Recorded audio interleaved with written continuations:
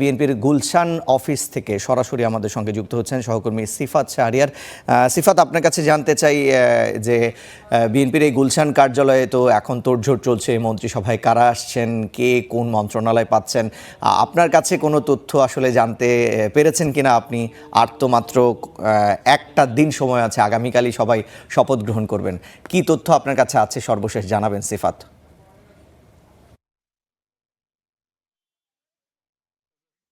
জোরের কথা যেটি বলছেন সেটি কিন্তু ১৩ তারিখ প্রথম প্রহর থেকে শুরু হয়ে গেছে।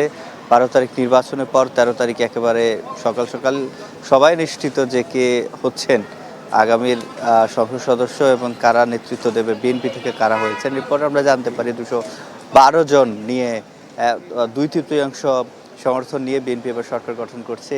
এই যে ২/৩ সরকার গঠন করছে যাদেরকে নিয়ে, তার মধ্যে তরুণ রয়েছে অনেকেই, যারা প্রথমবারের মতো নির্বাচন করছেন এবং প্রথমবারের মতো সংসদে যাবেন। তো সেক্ষেত্রে আমরা তাদের যারা ঊর্ধ্বতন রয়েছেন তাদের সাথে কথা বলেছি। তারা আমাদেরকে যেটি বলেছে যে এবার যে মন্ত্রিপরিষদ গঠন হবে সেটি হবে তরুণ এবং অভিজ্ঞদের একটা সংমিশ্রণে, এবং তারেক রহমানের ক্যাবিনেটে কারা যাবেন সেটি অনেকটাই বলা যায় এখন জানা গেছে। তবে সেক্ষেত্রে স্থায়ী কমিটির যারা সদস্য রয়েছেন তারা গুরুত্বপূর্ণ মন্ত্রণালয়গুলো পাচ্ছেন, এটি নিশ্চিতভাবে বলা যায়। এবং এটি নিয়ে স্থায়ী কমিটির যারা সদস্য রয়েছেন তাদের মধ্য থেকে স্বরাষ্ট্র, পররাষ্ট্র, জনপ্রশাসন, এই যে গুরুত্বপূর্ণ যে মন্ত্রণালয়গুলো রয়েছে সেগুলোর দায়িত্ব ভাগ তাদের কাছে পড়তে পারেন। সেই ক্ষেত্রে শিক্ষার ক্ষেত্রে হয়তো আগের যাদের অভিজ্ঞতা রয়েছে তাদের দেওয়া হতে পারে। স্বাস্থ্যে হয়তো স্থায়ী কমিটিরই একজন কথা শোনা যাচ্ছে, ডাক্তার এজেড জাহিদ হোসেনের কথা শোনা যাচ্ছে। এবং এই যে নামগুলো, এই নামগুলো অনেকটাই অনুমেয়। তবে চমকের কথা যেটি থাকছে রিসান, সেটি তারা যেটি বলছে, স্থায়ী কমিটির সদস্য যারা রয়েছেন তাদের সাথেও আমি কথা বলেছি, যে নতুনত্ব যাদের সম্ভাবনা এবং যুগপৎ আন্দোলনে যারা শরিক দল ছিল, আমরা দেখেছি গণ অধিকার পরিষদ কিংবা গণসংহতি আন্দোলন কিংবা আন্দালিব রহমান প্রার্থেও তারা জয়লাভ করেছে। তো সেক্ষেত্রে সেখান থেকে হয়তো কাউকে তারা ভাবছে, এবং এই আলোচনা কিন্তু চলমান রয়েছে যে যুগপৎ আন্দোলনে কিংবা শরিক দলের কাউকে ক্যাবিনেটে নিয়ে আসা যায় কিনা। এবং যেহেতু তারা দীর্ঘদিন যাবৎ বিএনপির সাথে আন্দোলন এবং পরবর্তী সময়ে ৩১ দফা থেকে শুরু করে সব কিছুর সাথে তাদের সংহতি ছিল, সেক্ষেত্রে সেখান থেকে হয়তো কাউকে নেওয়া হবে। এবং তরুণ, বিশেষ করে ছাত্রদল যুব দলের নেতৃত্ব দিয়েছেন এমন অনেককেই এবার ক্যাবিনেটে দেখা যেতে পারে, প্রতিমন্ত্রী কিংবা উপমন্ত্রী হিসাবেও দেখা যেতে পারে।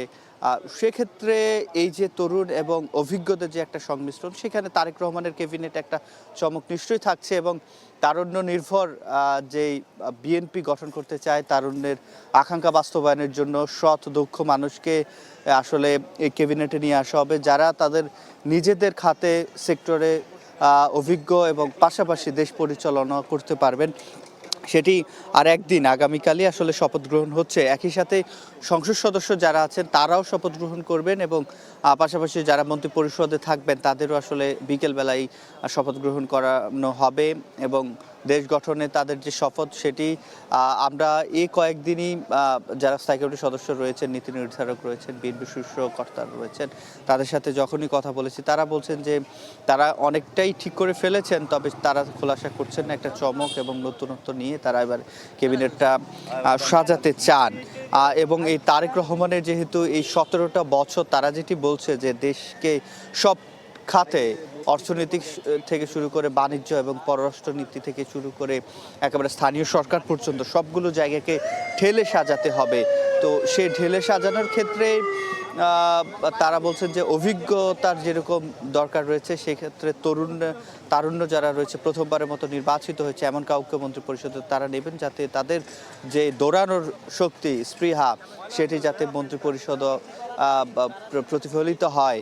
এবং আগামীর বাংলাদেশ বিনির্মাণে যেহেতু তারা একেবারে ২/৩ সংখ্যাগরিষ্ঠতা পেয়েছে, সেক্ষেত্রে রাষ্ট্র পরিচালনার ক্ষেত্রে যাতে কোনো রকমের বেগ পেতে না হয়, সেজন্য যেহেতু এই মন্ত্রিপরিষদ থেকেই মন্ত্রীদের থেকেই মন্ত্রণালয়গুলো থেকে সিদ্ধান্তগুলো আসবে কিভাবে দেশ সামনের দিকে এগিয়ে যাবে, কেমন স্বাস্থ্য ব্যবস্থা থাকবে, কেমন শিক্ষা ব্যবস্থা থাকবে, কেমন সামনের আধুনিকায়নের জন্য কেমন রোড অ্যান্ড হাইওয়ে হবে, যোগাযোগ ব্যবস্থা কেমন হবে, এই প্রত্যেকটা বিষয়ে সুনির্দিষ্ট যে পরিকল্পনা, সে পরিকল্পনায় তারেক রহমান বলেছিলেন যে আই হ্যাভ আ প্ল্যান।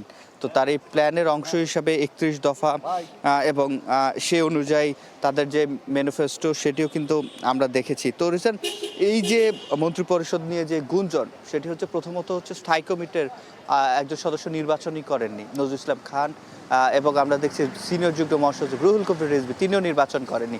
তাদেরও একটা হয়তো ভালো জায়গায় মন্ত্রিপরিষদে কিংবা তারেক রহমানের ক্যাবিনেটে তারও আসতে পারেন, এবং সেটি টেকটোক্রেটে আরও কিছু গুরুত্বপূর্ণ লোক যুক্ত হতে পারেন। এটি চমক হিসেবে রাখছে বিএনপি। তবে নানা ধরনের গুঞ্জন শোনা যাচ্ছে, গুরুত্বপূর্ণ মন্ত্রণালয়গুলো স্থায়ী কমিটির সদস্যদের হাতেই থাকছে এবং তরুণরাও পাবে।